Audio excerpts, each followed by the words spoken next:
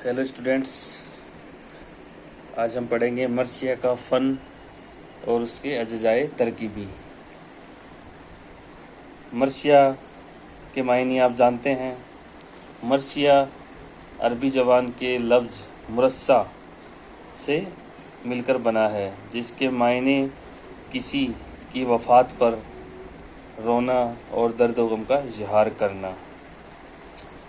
अरबी में इस सिन्फ के मायने मुतविन हुए कि किसी की मौत पर गम का इजहार और मरने वाले के अवसाफ का बयान करना, लेकिन उर्दू शायरी के हवाले से मर्सिया का जिक्र किया जाता है तो इससे एक ख़ास सिन्फ शायरी मुराद ली जाती है, क्योंकि उर्दू शायरी में ज़्यादातर मर्सिये वाक़ियात करबला के ऊपर लिखे गए हैं।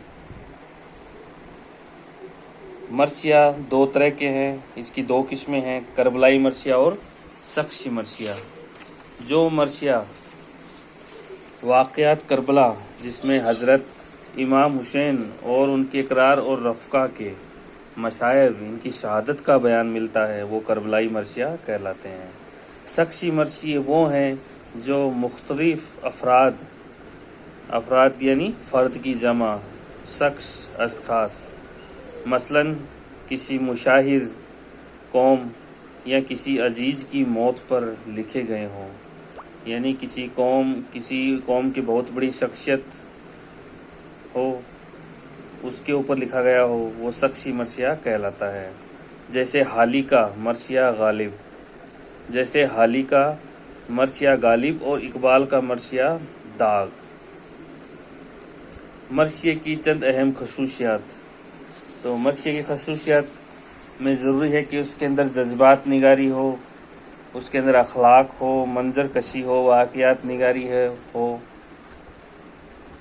तो मर्सियों में इंसानी फितरत के सारे जज्बात पाए जाते हैं, जैसे मोहब्बत व इखलास,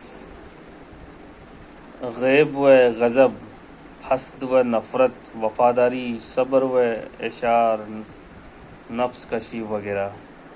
क्योंकि इंसानी नफिसियात में मुख्तलिफ़ तरह के असरात होते हैं, दर्द भी होता है, खुशी भी होती है, तो खलास भी होता है यानी भाईचारा भी होता है, तो हसद व नफ़रत भी होती है, वफ़ादारी भी होती है, तो धोखा भी होता है। तो तमाम तरह के जो इंसानी जज्बात हैं वो मर्सिया के अंदर मिलते हैं। दर्स अखलाक। मर्सिया के ज़रिए हमें अखलाक की तालीम मिलती है। हज़रत इमाम हुसैन और इनके अजीज़ व रफ़का अपने दुश्मनों के साथ भी इंसानियत का सलूक करते हैं, और इनकी सखावत का ये आलम है कि सफ़र के दौरान जनाबे हूर के प्यासे लश्कर को शराब करने के लिए पानी का ज़ख़ीरा खाली कर देते हैं। मसलन कहने का मतलब ये है कि मर्सिया के ज़रिए दर्स अखलाक की तालीम मिलती है, नैतिकता, भाईचारा, दया, इंसानियत की तालीम मिलती है। हज़रत इमाम हुसैन ने जब वाक़ियात करबला के दौरान तो अपने दुश्मनों को भी, जब उनके पास खाना और पानी की किल्लत हो गई थी, तो अपने दुश्मनों की भी उन्होंने मदद की थी। मंजर निगारी के जितने नमूने मर्सिये में मिलते हैं वो उर्दू शायरी की किसी और सिन्फ में मौजूद नहीं है। कहीं सुबह का नज़ारा है तो कहीं शाम का है, कहीं दोपहर की तपती हुई धूप का नज़ारा है, तो कहीं जंग का नक्शा खींचा गया है। इस तरह तरह के हथियार और जंग के दांव पेच का इस तरह से जिक्र करते हैं कि सारा मंजर हमारी आँखों के सामने अपने घूमता हुआ नज़र आता है। ऐसा लगता है कि जहाँ बजा हम वहाँ पे मौजूद हैं। मर्सिये की हैयत। मर्सिये का ढांचा कैसा है, उसका स्ट्रक्चर कैसा है, इसके लिए मर्सिया के जो अज्जाए तरकीबी हैं, कुल 8 अज्जाए तरकीबी शामिल किए गए हैं। पहला है चेहरा।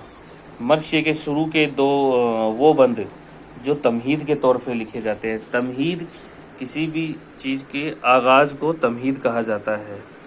तमहीद के अंदर मज़ामीन की बुनियाद से हटकर अलग तरह के वाक़ियात होते हैं, जैसे बाग बहारों का मंजर हो, मुनकिबत हो, حمد و ثنا ہو، مدح ہو، بیت ہو، خود اپنی تعریف ہو، دنیا کی بے ثباتی ہو، ان تمام طرح کی چیزوں کا ذکر کیا جاتا ہے جن کا موضوع سے کوئی تعلق نہیں ہوتا۔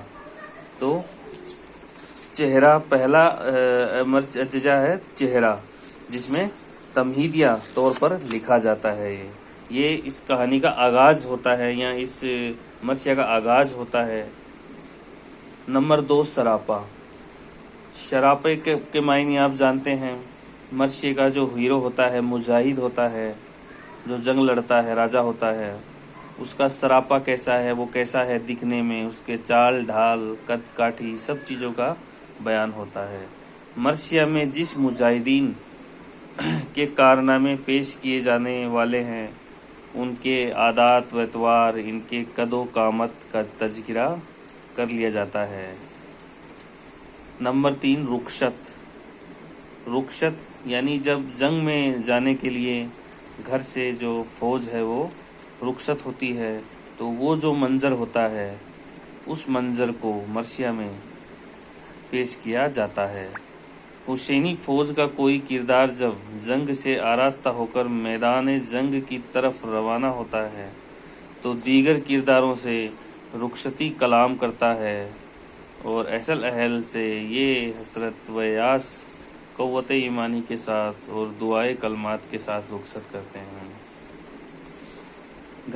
گھر سے جب جنگ میں جانے کے لیے رخصت ہوتا ہے تو سبھی اپنے نجی ذاتی رشتہ دار، ان کے والدین، سب سے وہ دعا مانگتا ہے، دعا کی تلقین کرتا ہے اور سلامتی کی دعا مانگتا ہے سب سے۔ اس کے بعد وہ میدان میں جانے کے لیے رخصت ہوتا ہے۔ نمبر 4 آمد۔ حسینی فوج کا بہادر بڑی آن بان سے میدان جنگ میں پہنچتا ہے۔ آمد کے معنی آنا، ملنا۔ تو جب فوج گھر سے روانہ ہوتی ہے، پھر جنگ کے میدان میں جب وہ آتے ہیں تو اسے کہتے ہیں آمد۔ تو اس کے انداز سے دشمنوں میں خوف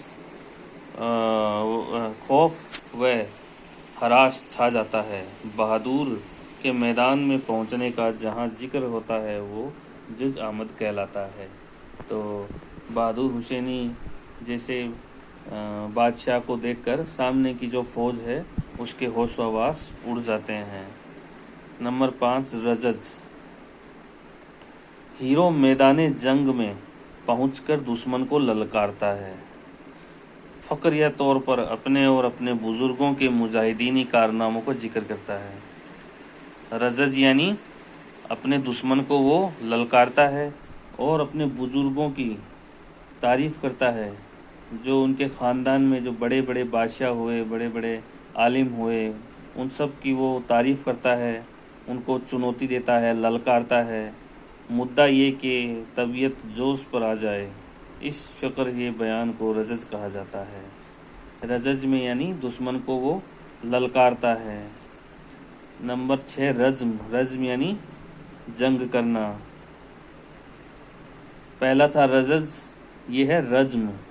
تو رجز کے بعد جنگ کا منظر آتا ہے، یعنی للکار کے بعد جب دونوں آپس میں تناتنی ہو جاتی ہے تو جنگ شروع ہوتی ہے۔ مرثیہ کا سب سے اہم اور عظیم الشان عنصر رزمیہ ہے۔ رزم، اس میں مرد مجاہد کے جنگ کرنے کا پورا حال تفصیل سے لکھا جاتا ہے کہ جنگ کی تصویر آنکھوں کے سامنے کھینچی جاتی ہے۔ جب جنگ شروع ہو جاتا ہے تو جب تک جنگ اختتام تک پہنچتا ہے تب پورا اس کا منظر شاعر اپنے مرثیہ میں لکھتا ہے، اس کو رزم کہتے ہیں۔ شہادت، 7ویں نمبر پہ شہادت۔ تو مجاہد کی بہادرانہ جنگ کے بعد اس کی شہادت کا دردناک حاصل مرثیے کا اصل موضوع ہے۔ مرثیے کا جو اصل موضوع ہے، کیونکہ مرثیے کے معنی ہی درد و غم کا اظہار کرنا ہے، تو جب جنگ کے دوران مجاہد شہید ہو جاتا ہے، بہت سے سینکڑوں سپاہی اس کے مارے جاتے ہیں، تو وہ جو دردناک منظر ہے وہ مرثیہ میں لکھا جاتا ہے۔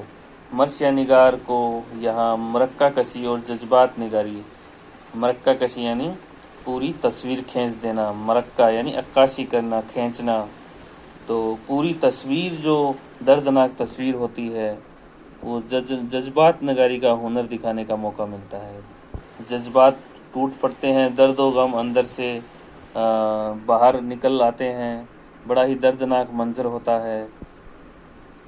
نمبر 8 بین یعنی ماتم کرنا. کسی کی لاش پہ، موت پہ جب اس کی لاش آتی ہے مجاہد کی، تو اس کے رشتہ دار اور ان کے والدین، اس کے گھر والے، سب لوگ ماتم مناتے ہیں اس لاش کے پاس بیٹھ کر. تو مرثیے کا یہ حصہ بڑا ہی جذباتی طور پر جذبات نگاری کے حساب سے بہت ہی دردناک ہے. سننے والوں کے لیے جب گریہ مرحمال ہو جاتا ہے.